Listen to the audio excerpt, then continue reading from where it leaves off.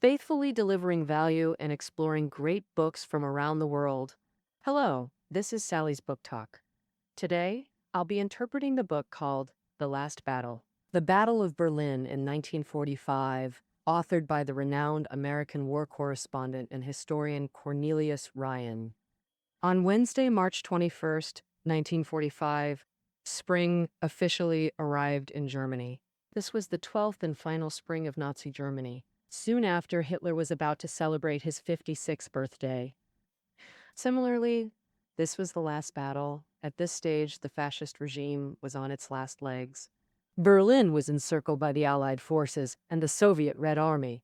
In the west, the Allies advanced at full speed, while in the northeast, millions of Soviet troops had massed on the opposite bank of the Oder River, waiting for spring to arrive to sound the horn for the final assault.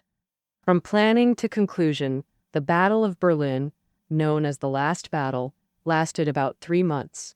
Militarily, this battle had no suspense.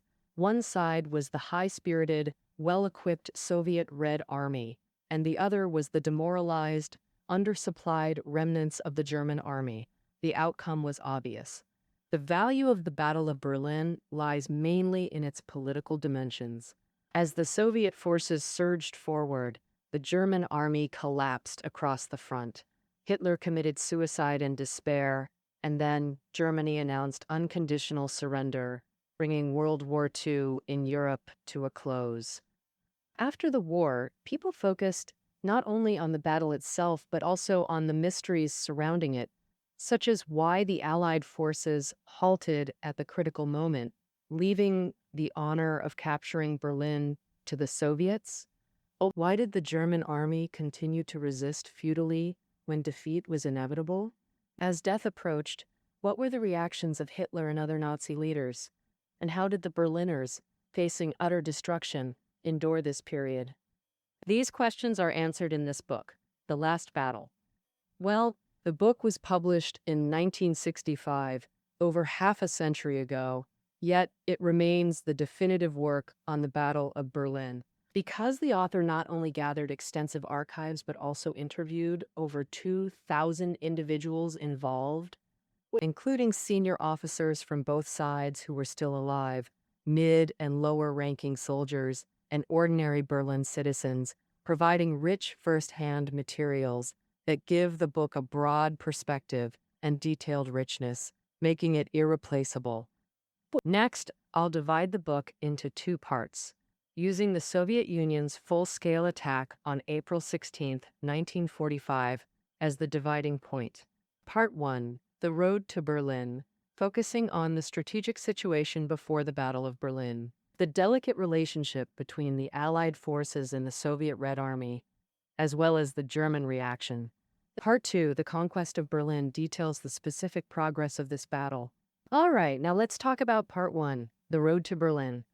In June 1944, the Allied forces landed in Normandy in northern France, and in August, they liberated Paris. Subsequently, the capitals of Belgium, Brussels, and the Netherlands, Amsterdam, were liberated one after another, as the heavily battered German army retreated step by step. In early 1945, after fending off a desperate counterattack by the German army, the Allied forces regrouped and set off again. By the end of March, all 3 major Allied army groups had crossed the Rhine River and captured the heart of Germany's industry, the Ruhr region, and beyond it lies the North German plain. But the German army was already demoralized and unable to organize effective resistance. By this time, the Allied forces didn't need to discuss tactics anymore. The 3 major army groups totaled 4.6 million troops, stretching from the Netherlands in the north to Switzerland in the south, forming a front over 560 kilometers wide, pushing forward uniformly with everyone's goal clear. Berlin, the capital of Germany! Everyone was eager to be the first to reach the outskirts of Berlin. Taking the U.S. 2nd Armored Division as an example, all its vehicles, tanks, self-propelled artillery, trucks, bulldozers, were running at full throttle, advancing at 50 kilometers per day. Major General White confidently believed he would be the first. To White's annoyance, on his right flank, there was an infantry division that hadn't fallen behind a step. The U.S. 83rd Infantry Division, known as the Ragtag Circus.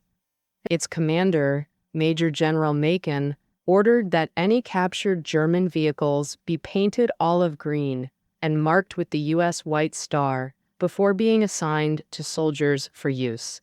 Thus, the 83rd Infantry Division managed to keep pace with the 2nd Armored Division using a variety of German military vehicles. However, this easily led to misunderstandings. A major from the 83rd Division recalled that during a march, he suddenly heard someone honking repeatedly behind him. Turning around, it was a Mercedes-Benz full of German officers. The Germans had clearly mistaken him for an ally and ended up as prisoners of the Americans. How to deal with these prisoners? Keep the vehicles, give them a quick paint job, and immediately put them into the pursuit. As for the people, they go to the prisoner of war camp in the rear. American soldiers were in a hurry to advance and had no mind to escort prisoners. Well, on the evening of April 11th, the headquarters of the 2nd Armored Division received a telegram from the vanguard troops. Just one sentence. We've reached the Elbe River, the last natural barrier. Crossing it and advancing another 70 kilometers brings us to Berlin. Nobody expected the Allied forces to stop right there. First, the Germans had blown up all bridges over the Elbe River, slowing down the advance. After the Americans painstakingly built pontoon bridges, they received orders from Supreme Allied Commander Eisenhower. Halt the advance. Berlin was no longer the primary military objective. Why did Eisenhower give such an order? There were both political and military considerations. Let's discuss the political ones first. At the previously held Yalta Conference, leaders of the US, UK, and Soviet Union reached a secret agreement on partitioning and occupying Germany. According to this agreement, Berlin would fall under Soviet control. This implied the Soviets would solely attack Berlin. Of course, the Allies could still attack if they wanted, but they'd have to surrender it afterward. It was estimated that capturing Berlin would cost at least 100,000 casualties. Eisenhower had doubts. Was it worth sacrificing so many troops to capture a city destined to be handed over to others? Meanwhile, reliable intelligence indicated Nazi leaders like Goering and Himmler were leaving Berlin for the Alpine region in southern Germany, with Hitler expected to follow. The Nazis had built a so-called national redoubt there with strong fortifications, complex tunnels, underground factories resistant to heavy bombs, and ample supplies of water, ammunition, food, and gasoline, sufficient for 2 years. Thus, Eisenhower decided to halt the main force at the Elbe while sending a unit south to destroy the Nazi redoubt. To eliminate future threats, frontline American troops who received the order were furious. But military orders couldn't be defied. What could they do? Thus, the Allies became near spectators of the Battle of Berlin. While they halted in the west, the Soviets in the east had paused for 2 months, not due to resistance, but because their advance had been too rapid. In mid-January, Soviet forces liberated Warsaw, then raced to the Oder River's east bank, just 80 kilometers from Berlin. But with exhausted troops and lagging supplies, the million-strong army had to encamp and rest. When would the full-scale attack begin? Waiting for instructions from Soviet leader Stalin, Nazi Germany finally got a little breathing room. However, at this point, the German army could no longer be compared to the lion that swept across Europe at the start of the war. Years of fierce fighting had exhausted Germany's manpower, with casualties on the Soviet front alone exceeding 2.4 million. After the Allied landings in Normandy, Hitler ignored everyone's objections and mustered his remaining elite forces to launch the Ardennes counteroffensive, vowing to drive the Allies back into the sea to feed the fish. Instead, the Germans were encircled, suffering over 60,000 casualties and 300,000 captured. By the spring of 1945, the Western Front, German forces still had about 30 divisions, but with severe manpower shortages, critical lack of weapons and ammo, some units existed only on paper, and the Eastern Front situation was even grimmer. The aggressive Soviet forces had already invaded German soil. The Germans used their last reserves to form Army Group Vistula, trying to contain the Soviets near the Vistula River. To everyone's shock, Hitler appointed Himmler, the head of the SS, with no combat experience, as commander. The outcome was predictable. The Soviets forced a crossing of the Vistula River, and the Germans retreated all the way to the west bank of the Oder River, barely maintaining a standoff. At this juncture, Hitler finally made a wise move, accepting Chief of Staff Guderian's advice and appointing Gotthard Heinrici as commander of Army Group Vistula. Heinrici as commander of Army Group Vistula. Heinrici was a top defense expert. During the Battle of Moscow, he was called upon in crisis, holding his ground against Soviet forces 12 times larger, preventing a total collapse, and he stayed on the Eastern Front afterward. In terms of military skills and experience against the Soviets, he was the right man to defend the Oder River line.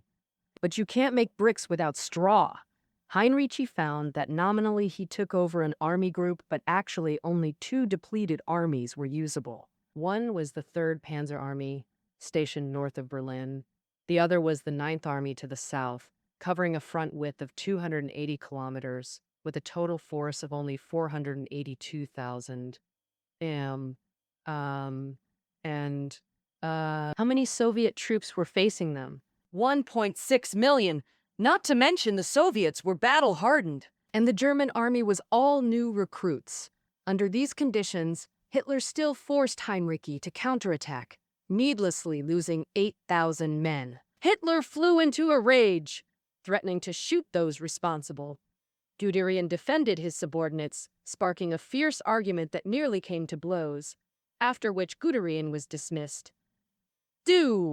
Finally, a senior German general who dared to disagree with Hitler was expelled from the high command. This wasn't Hitler's first outburst, nor his last. After the war, his aides, secretaries, and close contacts confirmed he had descended into madness. Early that year, Hitler moved into the Führer bunker built to avoid Allied bombing and rarely emerged. He was seriously ill, his left hand constantly trembling, with highly unstable emotions. He issued commands on maps, ordering non-existent or decimated units to advance to certain locations. Anyone telling the truth faced his rage. Betrayal! Shameful betrayal! He'd roar, as if his subordinates alone caused his downfall. Hitler now trusted no one and rejected all advice. Generals repeatedly warned Berlin couldn't be defended and urged evacuation. Each time Hitler refused, posturing about dying with Berlin, yet showed no interest in its defense. In March, the hastily appointed Berlin commandant, Lieutenant General Reimann, discovered to his horror an undefended city. No defense plans, no fortifications, not even defensive troops. Worse, Hitler refused to see him, forcing Reimann to consult propaganda minister Goebbels. As Berlin's Nazi Party leader, Goebbels oversaw city defense.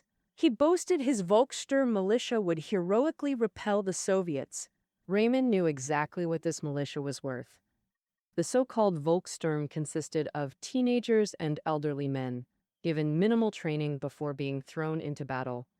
Against Soviet planes, tanks, and artillery, they were mere cannon fodder. Reimann changed tactics, noting Berlin had vast civilian populations, including 110,000 children under 10. How to evacuate them? How to provide food? Goebbels replied it wasn't worth the effort. Enraged, Reimann lamented to his chief of staff, Berliners could only be saved by God now. So what state were Berliners in at this moment? First numbness, then panic. Over a year of Allied bombing had damaged nearly half of Berlin's 1.56 million homes. Though surrounded by ruins, Berliners had learned patterns. The U.S. Air Force bombed once in the morning, Again at noon, the British Air Force would bomb once at night, and during these intervals, Berliners carried on with their daily routines. Milkmen delivered milk as usual, postal workers made their rounds. Workers and office staff went to work. Police patrolled, housewives queued with ration cards for essentials. Even cinemas stayed open, with good attendance. Sure, the bombings remained terrifying and rations were insufficient, but life seemed somehow manageable. If lucky, you could even get butter and coffee from the black market. Berliners sank into widespread apathy and numbness. They lived by this survival philosophy: eating trumps love, hiding beats fighting for dignity, and enduring is wiser than winning. Only as Soviet troops drew near did panic truly set in. On March 28th, Soviet planes raided Berlin for the first time. After dropping bombs, they flew low to strave the streets. The Allies had never done this. Berliners were stunned. More shocking were stories from refugees fleeing Soviet-occupied Eastern Germany. They warned Berliners, "The Soviets hate us, looting, executing civilians, raping women like devils." This terrified everyone, with nearly all men at the front. Over 2 million of Berlin's 2.7 million residents were women. Fearing assault, those with connections scrambled for cyanide capsules to prepare for suicide. Panic engulfed the city. Some even hoped the Allies would take Berlin. Surely Americans were better than Soviets.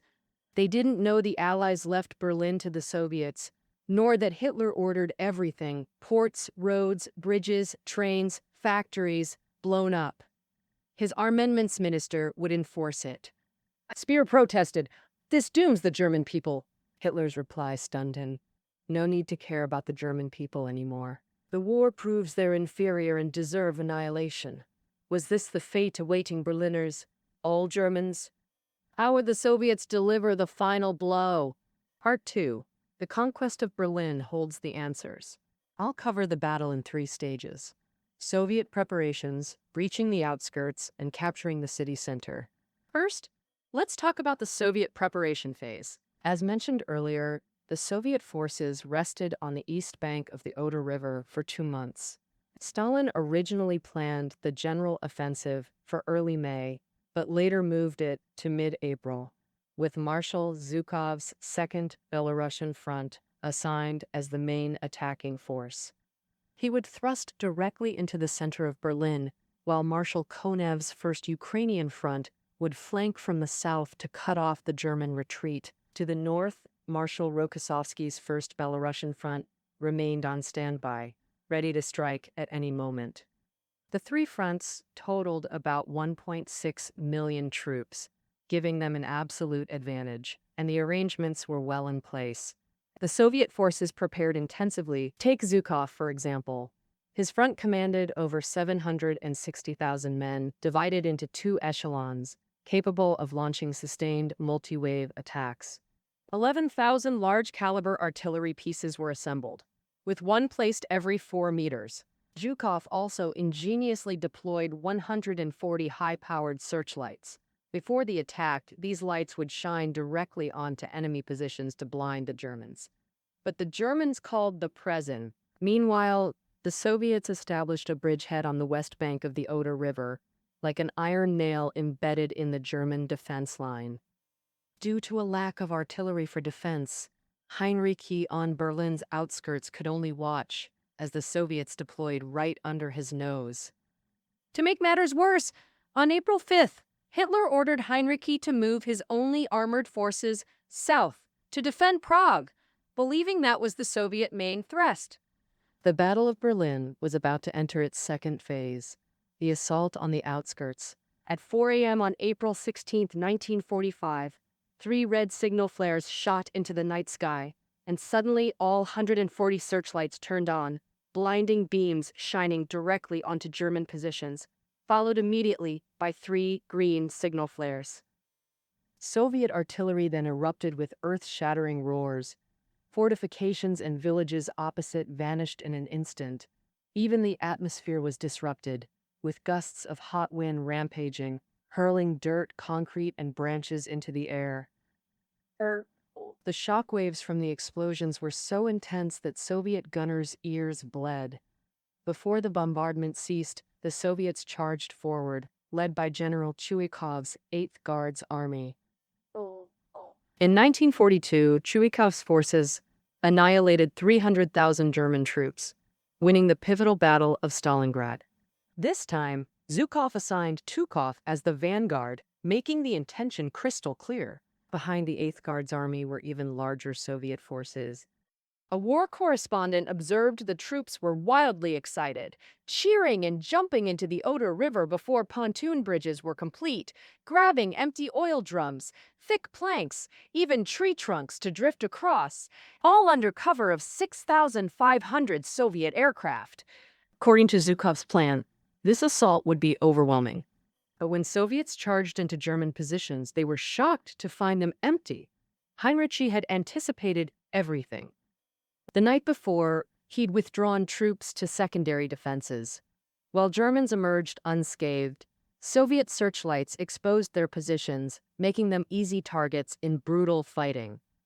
Well, especially at Silo Heights. Both sides fought desperately. Silo Heights, a crescent-shaped hill 30 to 60 meters high, overlooked the battlefield as the key vantage between Oder and Berlin. Silo Heights was known as Berlin's Lock. Heinrich concentrated forces here, most artillery plus 600 anti-aircraft guns. Leveled as heavy artillery, they proved devastatingly effective. Marshes and irrigation ditches at Silo trapped Soviet tanks in mud, turning them into easy targets. Furious at stalled progress, Zhukov ordered artillery saturation of Silo Heights and immediately committed the 1st Guards Tank Army, demanding capture at all costs. Though fighting on, Heinrich knew he was just buying time. Even if Silo held temporarily, what about the south? Konev had 510,000 troops. Konev's 1st Ukrainian front attacked at 6 a.m. on the 16th, 2 hours later than Zhukov, but advancing faster. By 7:15 a.m., assault teams secured their first bridgehead. By 8:30 a.m., main forces had forced crossings at 133 points.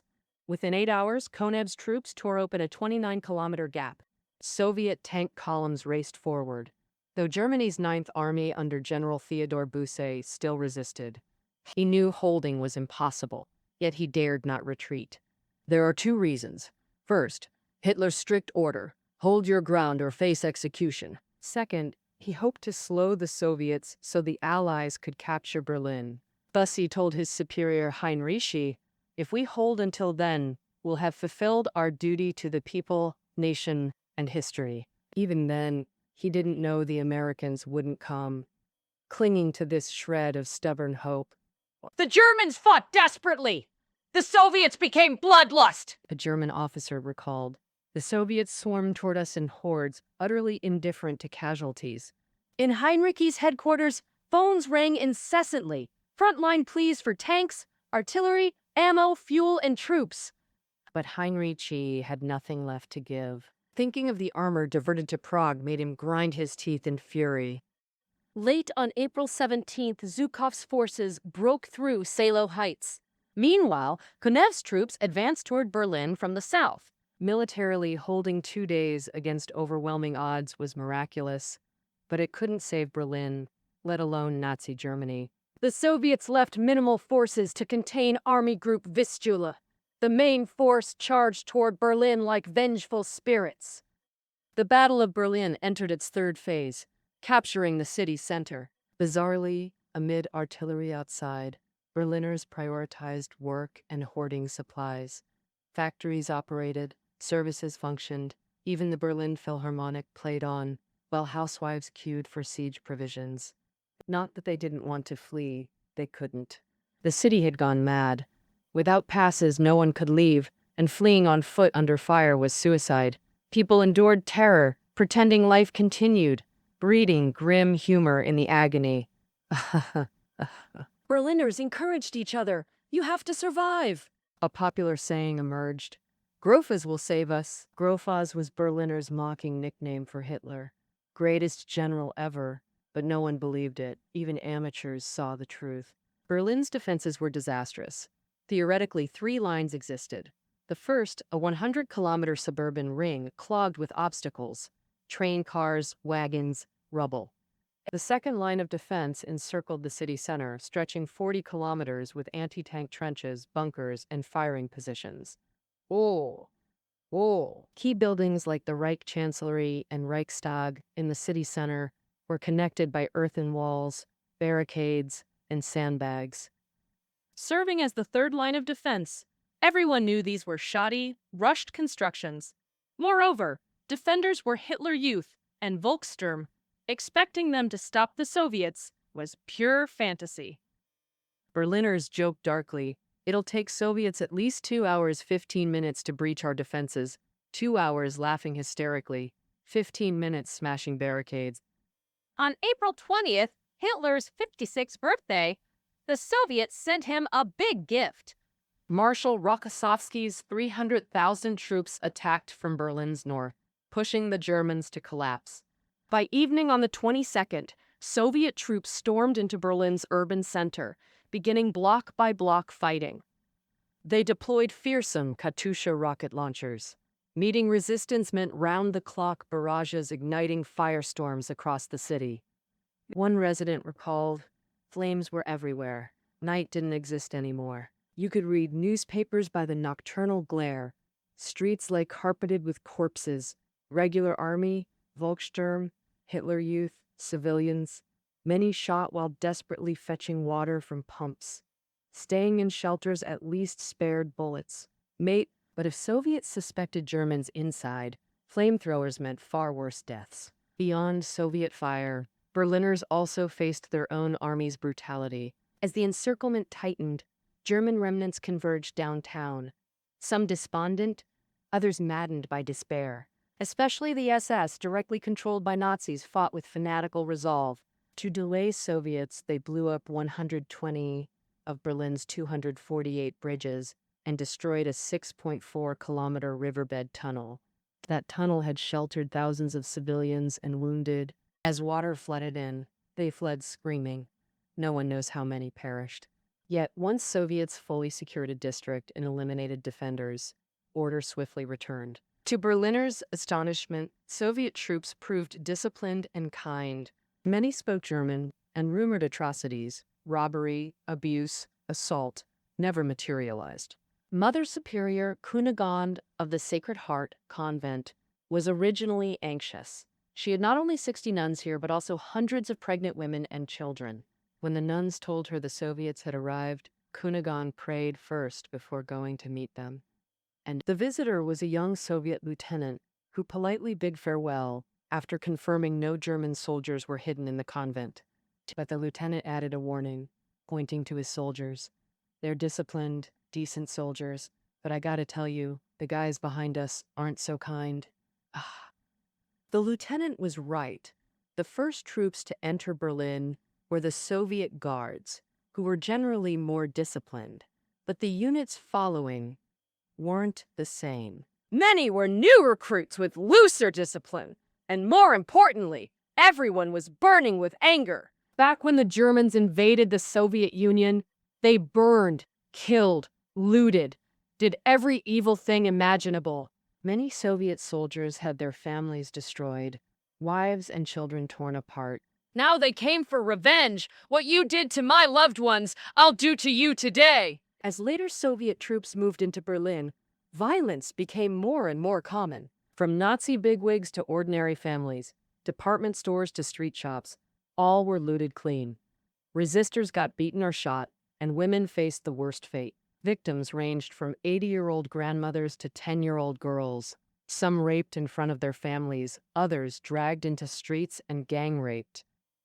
Cunegond recalled that, even with the nuns' best efforts, they couldn't hold back the Soviets. Many women who'd just given birth or were pregnant got assaulted. After doing their deeds, soldiers often tossed out. This is what the Germans did in the Soviet Union. Some even saw perpetrators crying while calling for their moms and sisters. The book's author estimates that during the Battle of Berlin, about 100,000 women were violated. Recent research shows the real number is probably even more. Shocking. Many Berlin citizens killed themselves, either by poison or hanging.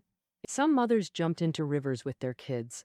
At 1:45 p.m. on April 30th, the Soviet Red Army planted the red flag on Berlin's landmark, the Reichstag. This marked the de facto occupation of Berlin's city center by Soviet forces. About 2 hours later, Hitler committed suicide in the Führer bunker. His chief adjutant, General Bergdorf, and Army Chief of Staff, General Krebs, also took their own lives. The next day, the Goebbels couple poisoned their 6 children before killing themselves. On May 2nd, the Berlin Garrison Command ordered the cessation of resistance. However, since Hitler's successor Dönitz needed time to reach Berlin, Germany didn't announce unconditional surrender until May 7th. That same day, the Soviet High Command issued a ceasefire order, while the Nazi-controlled German news agency released its final message. Save yourselves, everyone. Berliners crawled out from basements, bomb shelters, trenches, and ruins, desperately fleeing westward. They aimed to cross the Elbe River into Allied-occupied territory. Fleeing remnants of Heinrich's army group Vistula joined this exodus. As mentioned earlier, after breaking through the Oder Line, the Soviets prioritized Berlin, leaving minimal forces to contain these Germans. Hitler's order for Heinrich to counterattack was pure fantasy. But Heinrich refused futile sacrifice, ordering a breakout. Troops would race west to surrender to the Allies after joining other German units at the Elbe. The Heinrich himself was dismissed for insubordination and ordered to await court-martial at a nearby barracks. Upon departure, officers spontaneously formed an honor guard, saluting Heinrich. On May 7th, remnants of Army Group Vistula reached the Elbe, uniting with other German forces. These 100,000 soldiers finally became American prisoners of war as wished, tearfully thanking God. As for Heinrich, Hitler's death spared him punishment. He too surrendered to the Allies. Thus ended the Battle of Berlin, 3 months from planning to conclusion, with urban combat lasting over 20 days, 360,000 Soviet casualties against 450,000 Germans killed and 480,000 captured. Capturing 480,000 POWs shattered Germany's last armed forces. Hitler's suicide finally ended Nazi resistance and unconditional surrender. In this profound sense, Berlin's fall marked the end of World War II in Europe. The author concludes, as shelling ceased and gunfire faded, refugees' nerves finally relaxed. Overwhelming exhaustion claimed them. They collapsed in fields, ditches, ruins, and abandoned vehicles. Men, women, children sleeping everywhere, a deliverance for war-ravaged civilians. All right, that concludes our interpretation of the last battle. The Battle of Berlin, 1945. Reading notes are below the audio. See you next episode.